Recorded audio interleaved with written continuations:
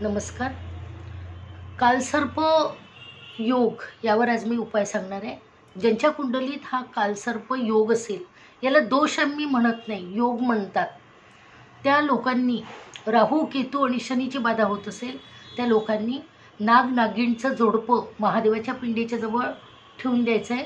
तांब्याचं घ्या, चांदीचं घ्या किंवा पितळेचं घ्या आणि नमस्कार करा. आणि ते स्तोत्र आहे एक, यूट्यूबवर तुम्हाला मिळून जाईल, ते स्तोत्र वाचा आणि नमस्कार करा.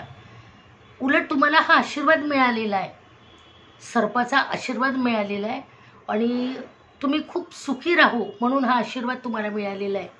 तर याला नमस्कार करा आणि बेलाची पानं वाहा, अखंड अक्षदा वाहा, नमस्कार करा. निश्चितपणे तुमचा हा जो दोष आहे कुंडलीतला हा निघून जाईल आणि तुम्हाला भरभराट येईल. हा उपाय करून बघा. झालेली सेवा श्री स्वामी समर्थ चरणी रुजू करते. श्री स्वामी समर्थ.